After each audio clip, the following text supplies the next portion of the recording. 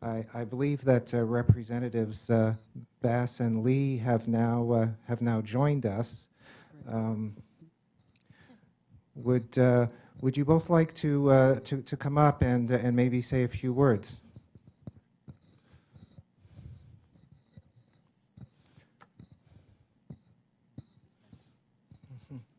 Just sit here.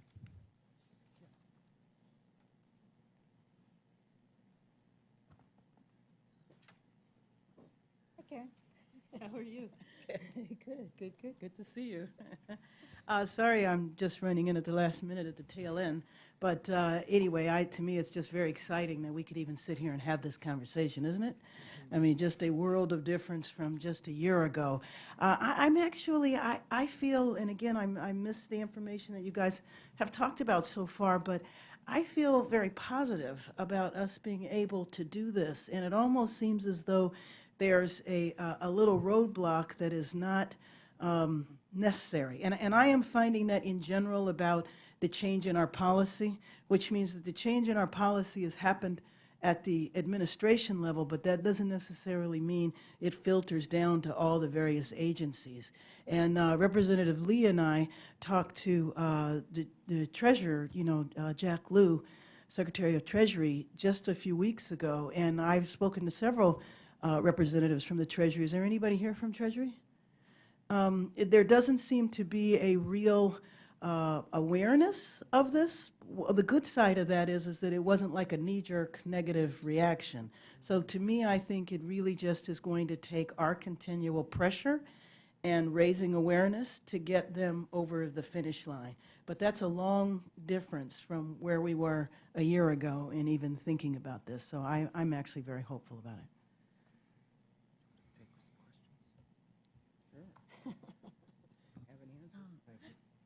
Thank you very much, Representative Bass. Does anyone have any questions for the Congresswoman? Can I just say one thing? Yeah. I think this has been happening to the Congresswoman, and it's certainly been happening to us. And I just have to say, there's one thing I don't have an answer for, and that is I have received a number of emails from people who are suffering from diabetes, who have in front of them the possibility, the very real possibility, that their foot would be amputated. And they say to me, how can I get this medication? And this is true. And I have no answer. Those emails are sitting there. What do I tell them? And that, to me, is such a tragedy that goes way beyond, way beyond a Cuba policy. It just goes to, do we or do we not care about the health of our own people? Do we or do we not care enough to make this change? And I would like to be able to give them a positive answer. Well, and there's also a couple of members of Congress, frankly, that we're concerned about. Needless to say, there's a lot of members of Congress that have diabetes, I know. But anyway, that actually would be a very powerful organizing tool, which is organizing people with diabetes who are making that demand, I think would be very, very powerful. And in walks the lady of the day, the lady who's been working on Cuba policy for the last 26 years. And I am so proud to call my friend, first of all, but also a mentor and a colleague, Representative Barbara Lee.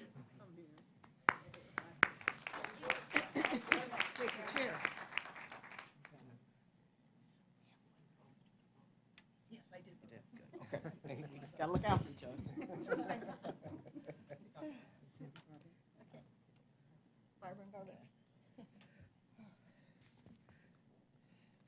So we made Karen say a few words. Don't make me say a few Yes, words. please Okay. do. Yes. Well, I don't know where you are in the agenda, but first let me thank Gail, my friend from at least 100 years, at least, and Congresswoman Bass for their tremendous leadership on really getting us to where we are today in terms of beginning to normalize relations with Cuba and ending the blockade. We have a lot of stories of the past and the future that we hope to see come true now. And so MEDICC and Pierre, what all of you are doing has really, in addition to the issues around healthcare and scientific development and biotech and all of the treatments that we want to learn about and know about and use here in America. Aside from that, I think your work on just bringing people together and making sure that the people of the United States and people of Cuba understand that we can learn from each other and work together, I think that work is just extremely important. Also, I just want to thank you for continuing to work to make sure that American students have the opportunity to go to ELAM. We've had probably from California, right, Karen, probably more graduates than any other state, and we're very proud of that. And this actually was an initiative that the Congressional Black Caucus actually initiated with Fidel Castro many years ago. And so now we are seeing the fruits of that labor, and also so many students now. I'm getting a lot of calls from students who want to be part of the process of applying to go to medical school.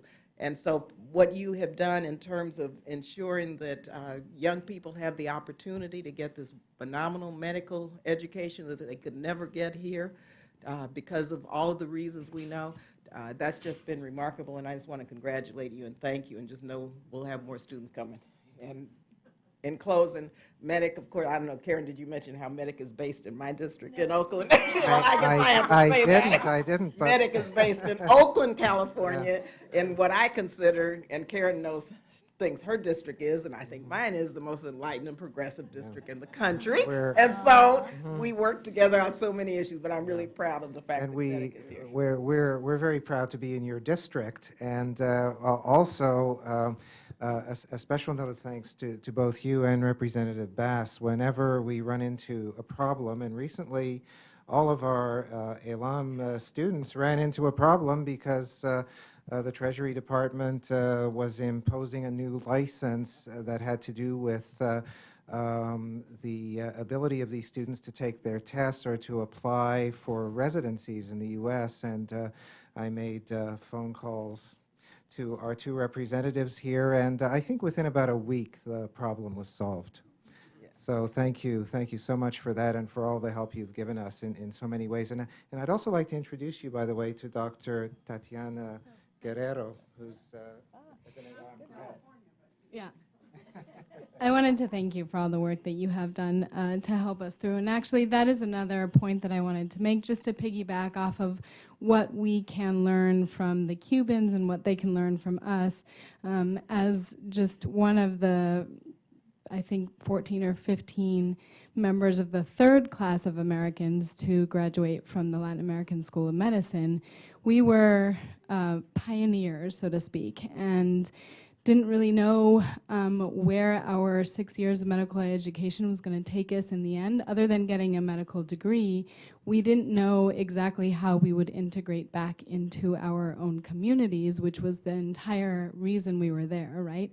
Was to get our medical degree, but then come back and serve in our own districts, our own communities, which were medically underserved areas. So, and many of us came from these communities and were underrepresented, many of us Black and Latino women, which is not something we necessarily see represented in our medical schools here. So MEDICC and Congresswoman Lee and Congresswoman Bass have all helped, and many others have all helped in getting us the recognition that we need to sort of come into the residency programs that are available to us here in the U.S. in order to be able to practice where we were trained to be able to practice in. Thanks, Tatiana.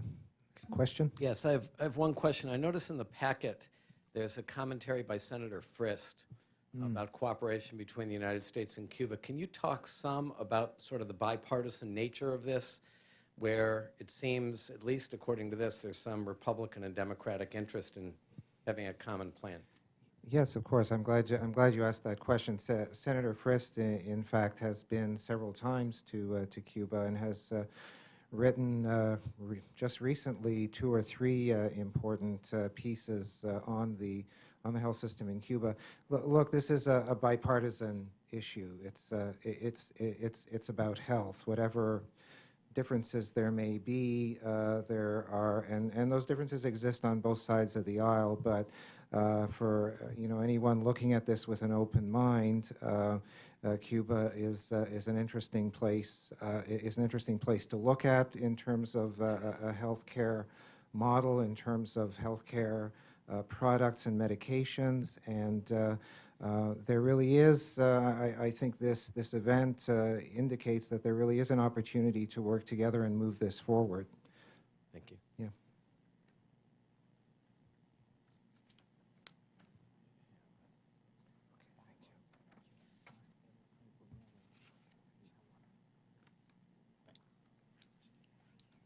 So our time is pretty much up, but we still have a fair number of people in the audience. I want to give one last opportunity to ask any questions that you may have, any lingering doubts.